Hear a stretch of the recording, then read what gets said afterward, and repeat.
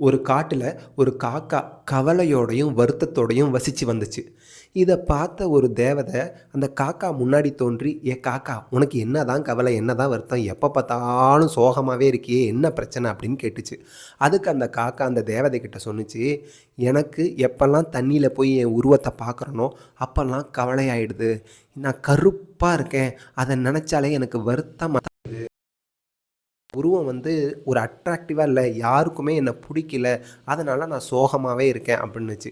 சரி.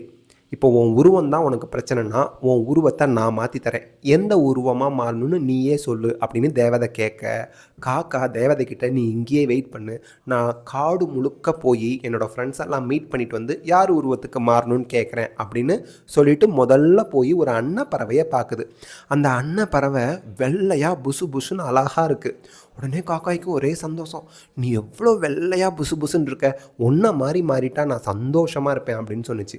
உடனே அன்னப்பறவை சொன்னுச்சு காக்காய்கிட்ட, "அட உனக்கு லூசா? நீ என்ன உனக்கு மரம் கலண்டு போச்சா?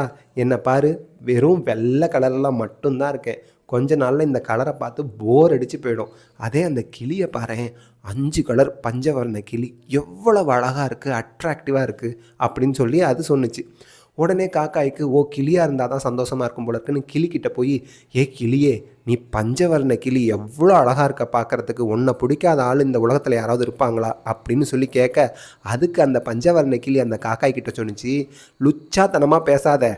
என்னை எவனாவது பிடிச்சிட்டு போய் ஜோசியக்காரன் அந்த டப்பாக்குள்ளே அடைச்சி ஜோசியம் சொல்ல வச்சுக்குவானோ, அடிமையாக்கிக்குவானோன்னு பயந்து பயந்து நான் பொந்துக்குள்ளே ஒளிஞ்சு வாழ்ந்துக்கிட்டு இருக்கேன். நீ வேற கடுப்பை கிளப்புற அப்படின்ட்டு அது சோகமாக போகுது. உடனே காக்காய்க்கு, ஐயோ கிளியாக மாற வேணான்னு யாரா மாறலாம் அப்படின்னு பறந்து பார்த்துக்கிட்டே வருது. ஒரு மயில் அழகாக தோகையை விரித்து அழகாக ஆடிக்கிட்டு இருக்கு. உடனே அந்த மயில்கிட்ட போய், இந்த உலகத்திலேயே அட்ராக்டிவாக அதுவும் அழகாக ஆடக்கூடிய ஒரு பறவைனா நீ தான்.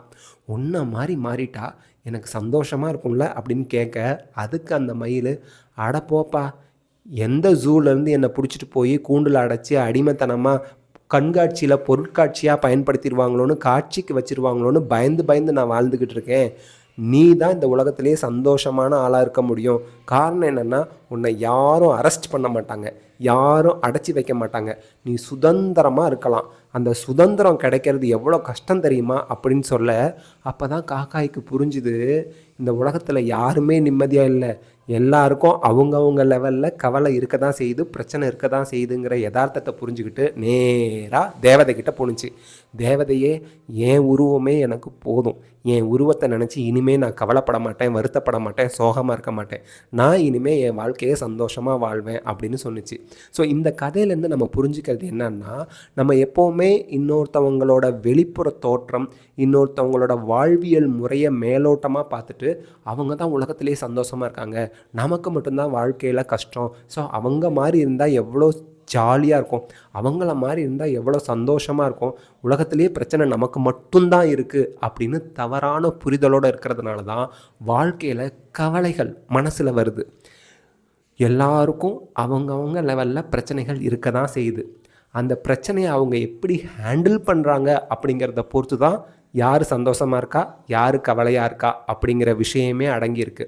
ஸோ நமக்கு இருக்கக்கூடிய பிரச்சனைகளை அழகாக சாதுரியமாக கையாண்டோம் அப்படின்னா நம்ம வாழ்க்கை எப்போவுமே சந்தோஷமாக தான் இருக்கும்.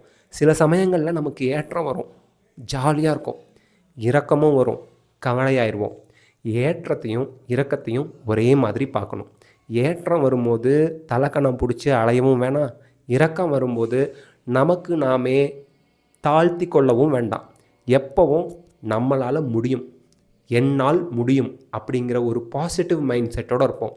ஒரு உயரத்துக்கு போயாச்சு, திரும்பியும் கீழே நோக்கி வரோம், திருப்பியும் நம்மளால் அந்த உயரத்துக்கு போக முடியும் அப்படிங்கிற தன்னம்பிக்கை இருந்தது அப்படின்னா வாழ்க்கையில் வெற்றிகள் வந்த வண்ணம் இருக்கும். தோல்விகளும் வரதான் செய்யும். வெற்றிகளையும் தோல்விகளையும் ஒரே மாதிரி பார்த்துக்கணும். வெற்றிகள் வரும்போது தன்னடக்கத்தோடு இருக்கணும், தோல்விகள் வரும்போது தன்னம்பிக்கையோடு இருக்கணும். இன்றைக்கி ஜனவரி 1, 2026 எனக்கு 40 வயசாகுது.